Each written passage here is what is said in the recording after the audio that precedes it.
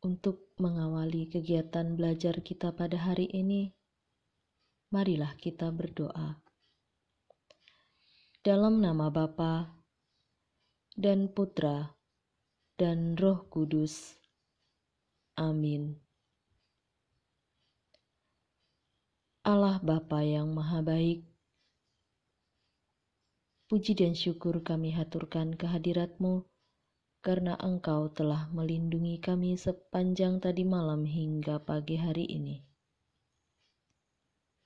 Ya Bapa, kiranya Engkau juga mau menyertai seluruh rangkaian kegiatan kami hari ini, terutama dalam belajar, sehingga kami dapat mengerti dan memahami apa yang Bapak Ibu Guru berikan kepada kami. Bantulah kami juga ya Bapa, agar dapat menyerap semua pelajaran yang sudah kami pelajari, agar kami semakin pandai dan selalu bersyukur kepadamu atas karunia yang Engkau berikan kepada kami. Seluruh doa dan permohonan ini kami haturkan lewat perantaraan Kristus Tuhan kami. Amin. Santa Lucia, pelindung SMP Suster, doakanlah kami. Amin. Dalam nama Bapa dan Putra dan Roh Kudus. Amin. Selamat pagi anak-anak. Bertemu lagi dalam pelajaran agama Katolik. Nah, pada pertemuan kali ini, materi yang akan kita bahas adalah tentang beriman Kristiani. Secara khusus, kita akan membahas tentang syahadat para rasul, yang dalam bahasa Latinnya disebut sebagai credo. Credo atau syahadat para rasul ini di dalam gereja Katolik dikenal dengan pengakuan iman rasuli.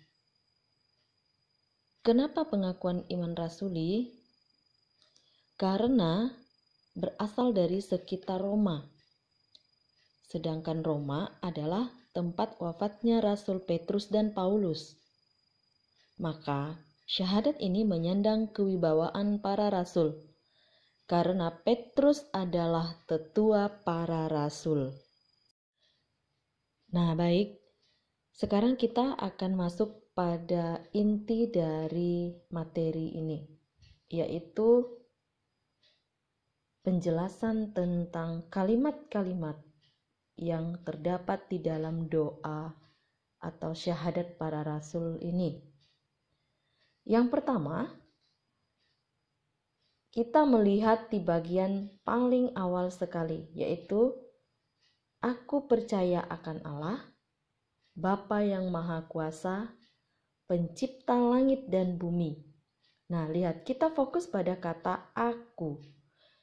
Kenapa penggunaan kata aku, tidak saya, tidak kami, tidak kita? Kata aku dan saya adalah sama-sama sebagai kata ganti orang ketiga, bentuk tunggal. Sedangkan kami adalah bentuk jamaknya. Kata saya berasal dari kata sahaya yang berarti hamba, abdi, budak.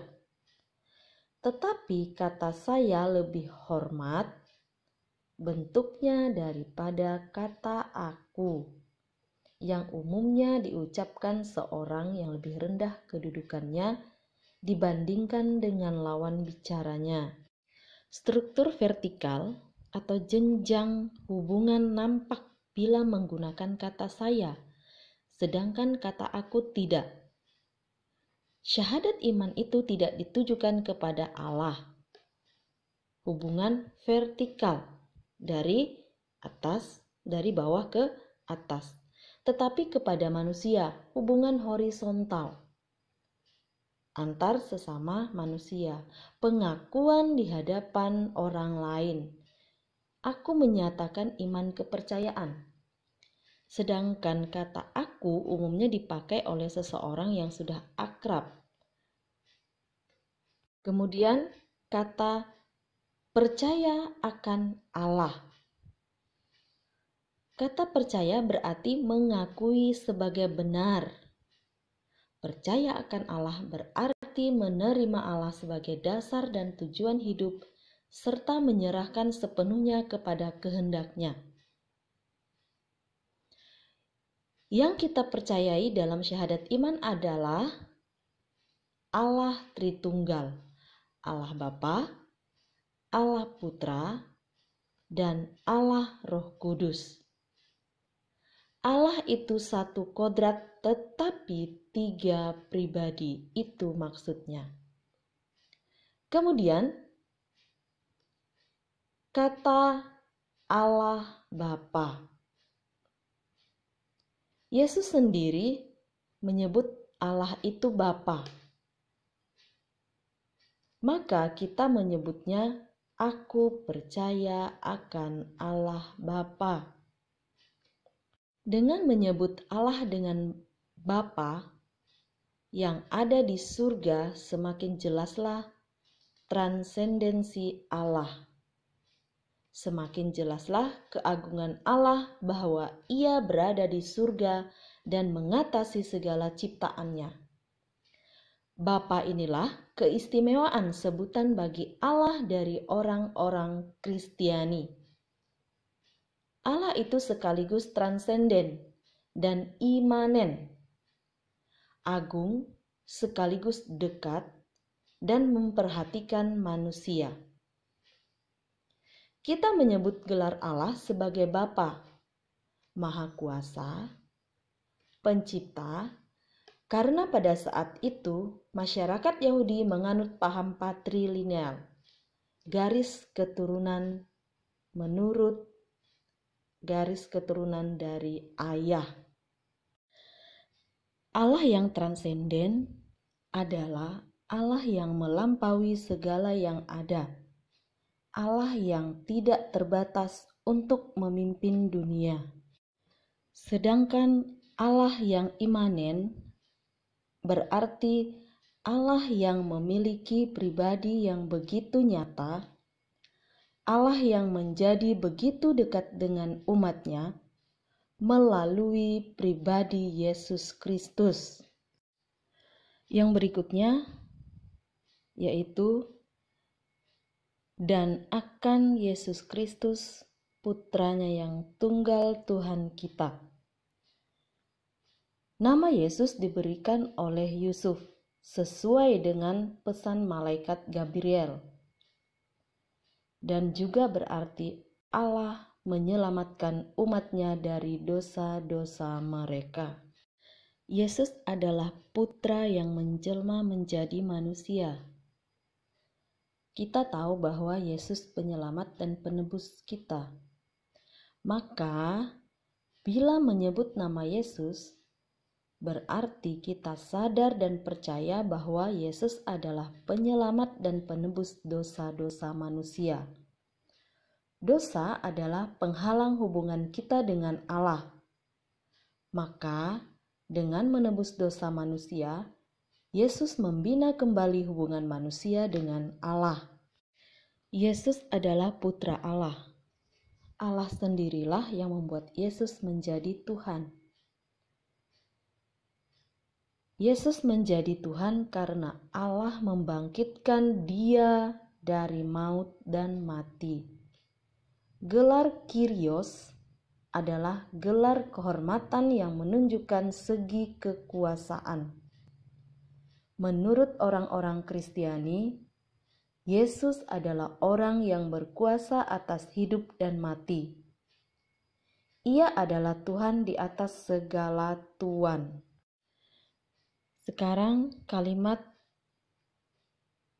yang dikandung dari Roh Kudus dilahirkan oleh perawan Maria.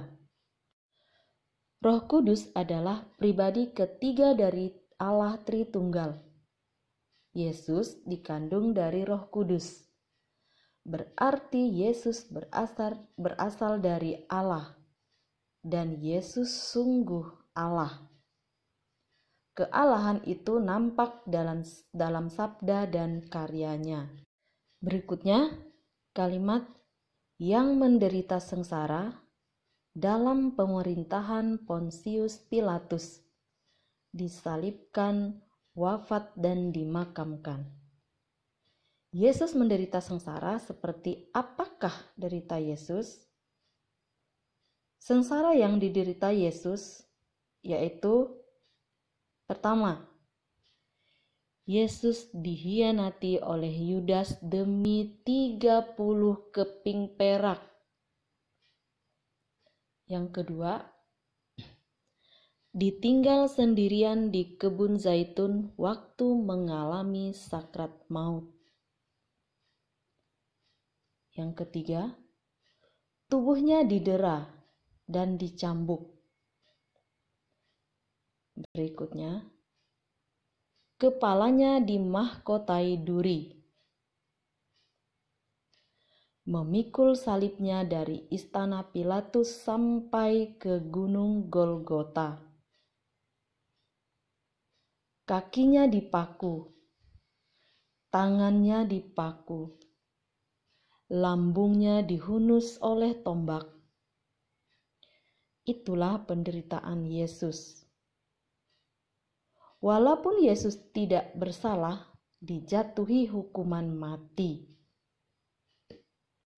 Siksaan ini sangat mengerikan.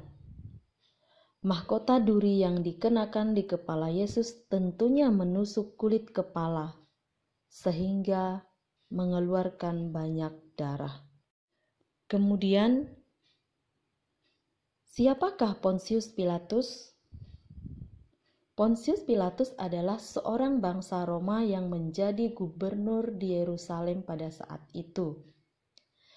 Ia diangkat oleh Kaisar Tiberias. Pontius Pilatus lah yang menuliskan tulisan INRI, I-N-R-I, pada salib Yesus.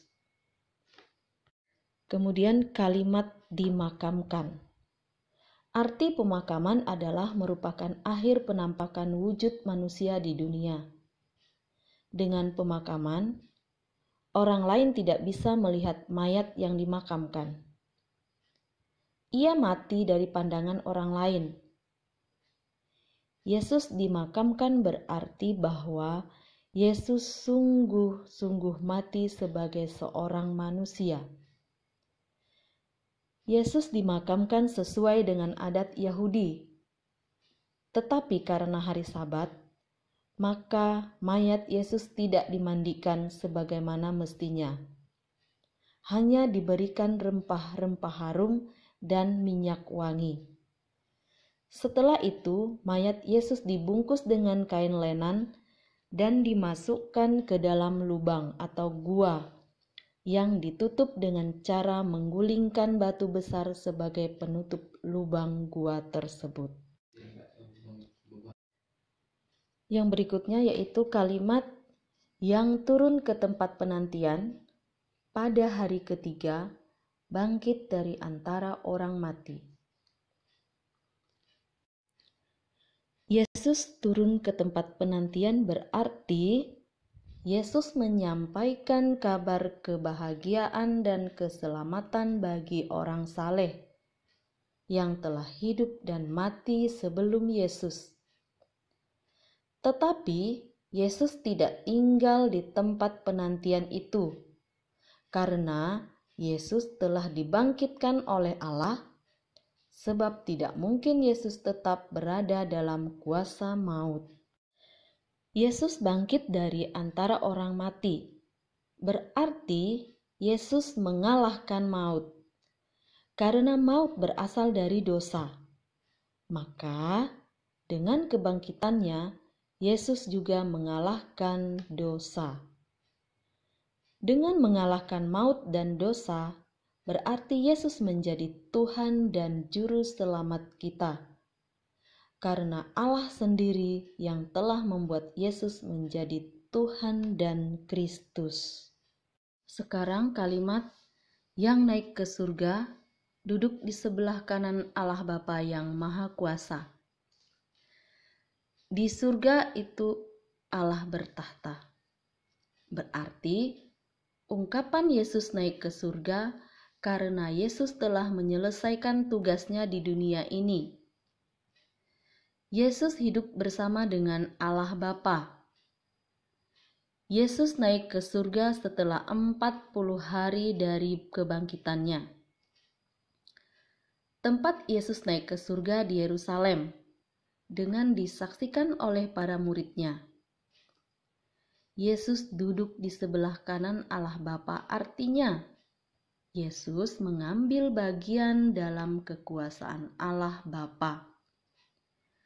Yesus menjadi penguasa dan raja, sebab Ia adalah raja yang datang dalam nama Tuhan. Berikutnya adalah kalimat, dari situ Ia akan datang mengadili orang hidup dan mati. Yesus akan datang mengadili orang hidup dan mati. Maksudnya ialah Yesus menjadi hakim atas semua orang dari segala zaman dan tempat. Kuasa ini diberikan oleh Allah, di mana Allah sendiri yang menentukan Yesus menjadi hakim atas orang hidup dan mati. Kemudian kalimat, aku percaya akan Roh Kudus. Roh Kudus adalah pribadi Allah ketiga. Ia adalah Roh penghibur yang berasal dari Allah Bapa dan Putra. Namun, yang berbeda dengan Allah Bapa dan Putra dalam tugasnya mengajarkan sesuatu dan mengingatkan kita akan semua ajaran Kristus. Roh Kudus turun atas para rasul pada hari Minggu Pentakosta di Yerusalem, 10 hari setelah Yesus naik ke surga, atau 50 hari setelah Kristus bangkit, atau hari raya Paskah. Kita percaya akan Roh Kudus, maka akibatnya kita percaya akan Allah Tritunggal. Percaya bahwa gereja dibimbing oleh Roh Kudus, sehingga iman, pengharapan, dan kasih di dalam gereja tidak hilang. Percaya akan adanya penyelenggaraan ilahi dalam hidup ini. Roh Kudus juga memberikan kepada kita 7 karunia. Yang pertama adalah kebijaksanaan, pengertian, pengetahuan, nasihat, kekuatan, kesalehan, dan yang terakhir adalah takut akan Tuhan. Kalimat berikutnya yaitu Gereja Katolik yang kudus, persekutuan para kudus. Kata gereja dalam bahasa Yunani, eklesia. Eklesia menggunakan K. Sedangkan dalam bahasa Latin, ecclesia menggunakan C. Dan dalam bahasa Portugis, yaitu igreja, yang berarti sekumpulan atau golongan orang-orang beriman. Jadi gereja adalah kumpulan orang-orang beriman kepada Yesus Kristus yang dibaptis dalam nama Bapa, Putra, dan Roh Kudus. Kemudian meneruskan karya keselamatan Allah dalam dunia, atau umat Allah yang sedang berziarah di rumah Bapa. Umat Allah yang berziarah di rumah Bapa membutuhkan sebuah bangunan atau gedung tempat berkumpul untuk beribadat bersama. Nah, bangunan tersebutlah yang dinamakan sebagai gereja. G kata gereja dengan G huruf besar adalah umat Allah, menunjuk kepada umat Allah, umat beriman. Sedangkan kata gereja dengan G huruf kecil yaitu menunjuk kepada bangunan tempat ibadah. Yang memimpin gereja adalah Kristus sendiri, secara tidak kelihatan. Tetapi secara duniawi atau kelihatan, yaitu Paus dengan bantuan karunia Roh Kudus. Paus bertindak sebagai wali atau wakil Kristus di dunia, sebagai pemimpin umat Katolik di dunia, dan Petrus sebagai Paus pertama kali. Kemudian kalimat berikutnya adalah pengampunan dosa dan persekutuan para kudus. Persekutuan para kudus berarti semua orang beriman kepada Kristus dipersatukan oleh Roh Kudus menjadi umat Allah yang kudus. Persekutuan ini mencakup hidup di dunia dan di akhirat. Orang yang masih hidup dan yang sudah meninggal. Oleh karena itulah, kita berdoa kepada Bapa di surga dengan pengantaraan para kudus, yang biasa dikenal dengan Santo Santa. Dan kita mendoakan orang-orang yang sudah meninggal dunia.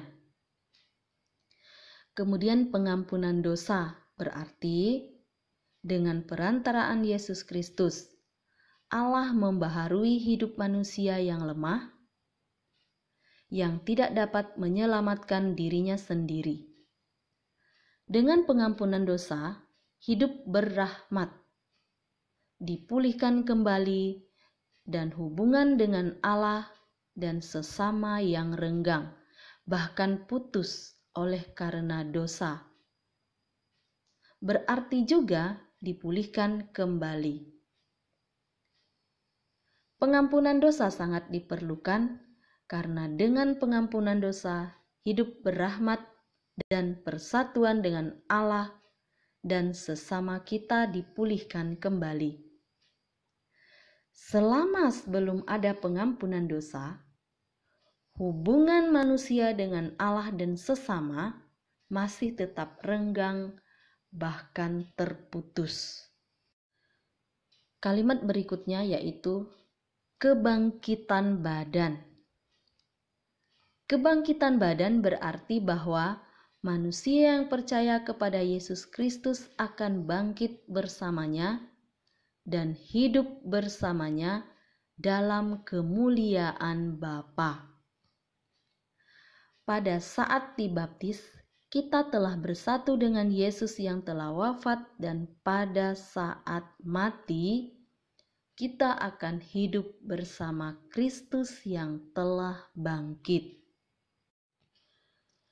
Kalimat yang berikutnya yaitu kehidupan kekal. Kehidupan kekal berarti hidup bersatu dengan Allah dalam kebahagiaan, kesempurnaan, dan selama-lamanya. Bahagia dan sempurna untuk selama-lamanya. Kehidupan itu terlepas dari ruang, waktu, dan unsur.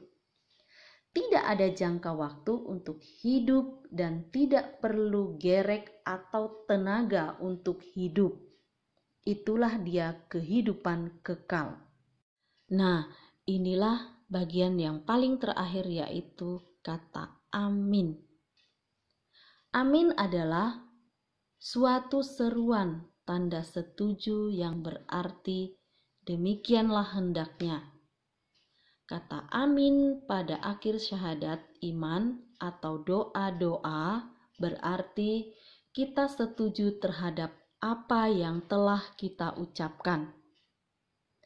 Nah, itulah dia arti atau makna dari setiap kalimat yang terucap di dalam syahadat para rasul.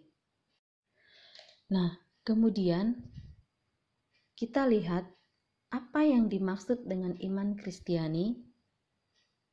Berdasarkan iman rasuli di atas tadi, dapat disimpulkan bahwa iman Kristiani adalah iman yang percaya pada Allah Tritunggal Maha Kudus, satu Allah dalam 3 pribadi, Allah Bapa, Allah Putra, dan Allah Roh Kudus. Ketiganya satu Allah yang esa. Maksud dari satu Allah dalam 3 pribadi yaitu tidak terbagi-bagi. Ilustrasinya begini. Satu tubuh dengan banyak anggota, sama seperti tubuh manusia. Satu tubuh ini dengan berbagai anggota. Ada tangan, ada kaki, dan ada kepala. Semuanya memiliki fungsi yang berbeda, tetapi tujuannya sama, agar tubuh ini bisa bergerak, kaki menopang ketika kita berjalan, tangan untuk memegang, ada kepala sehingga manusia bisa berpikir dengan otaknya. Tujuannya sama, motivasinya sama, visi misinya sama. Itulah maksudnya dari satu Allah dalam 3 pribadi. Selanjutnya, kita melihat bagaimana cara orang Kristiani lebih beriman kepada Kristus.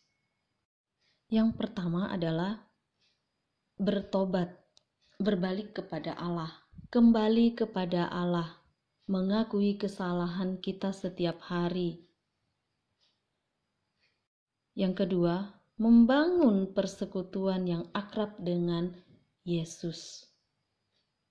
Yang ketiga, semakin percaya kepada kekuatan Allah semata. Tidak percaya kepada kekuatan lain, apalagi kekuatan-kekuatan gaib, kekuatan-kekuatan magis. Kemudian yang berikutnya, makin berpasrah kepada Yesus. Makin berpasrah diri kepada kekuatan Allah semata dalam penyelenggaraan hidup kita setiap hari. Kemudian, semakin rajin berdoa, membangun hubungan yang baik antar umat beriman melalui persekutuan doa, kegiatan-kegiatan di lingkungan, doa-doa lingkungan, contohnya doa rosario, itu yang paling sering dan paling mudah dijadikan sebagai contoh. Doa rosario itu salah satu cara doa atau membangun persekutuan antar umat beriman. Nah, baik, inilah dia contoh persekutuan umat beriman, ya. Bertukar pikiran dalam iman. Kemudian ada doa-doa di lingkungan. Doa-doa rosario tadi contohnya yang Ibu sebutkan, bisa pendalaman kitab suci, bisa acara rekoleksi lingkungan, OMK, orang muda Katolik, kegiatan-kegiatan kerohanian. Dan puncaknya adalah pada perayaan Ekaristi. Nah, itu adalah puncak dari persekutuan umat beriman. Kegiatan-kegiatan ini sangat perlu kita lakukan agar mempererat hubungan antar umat beriman.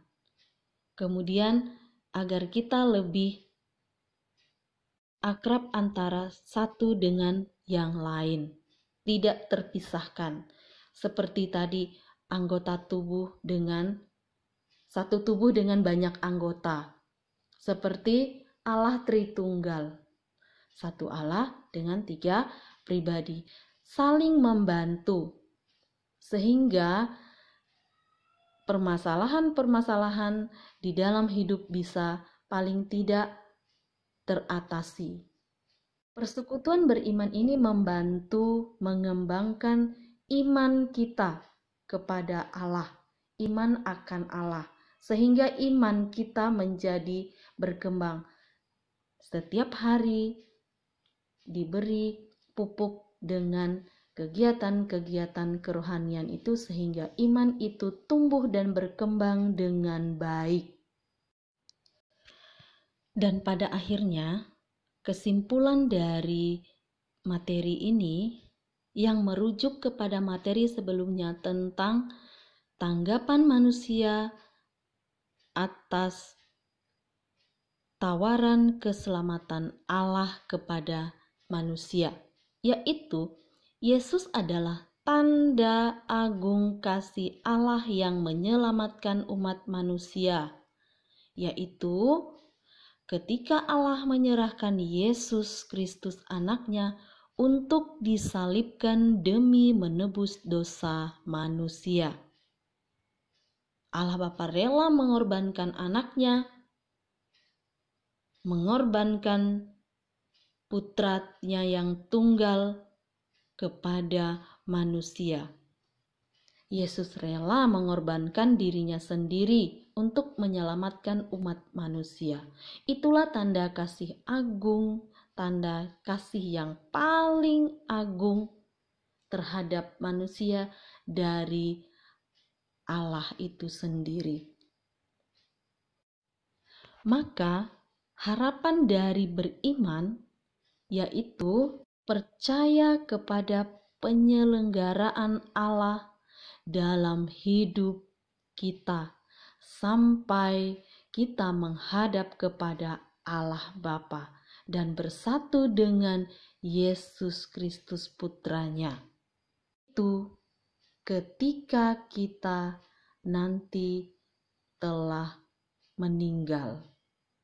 Sehingga harapan akan kasih Allah yang menyelamatkan itu membuat kita masuk ke dalam kerajaan surga, bersatu dengan para kudus di surga dan hidup bahagia dengan Allah Bapa di surga. Baik, sebagai penutup dari pembelajaran kita hari ini, mari kita tutup dengan doa. Dalam nama Bapa dan Putra dan Roh Kudus. Amin. Mari kita mendengarkan dan menyanyikan lagu Tuhan Kasihanilah Kami.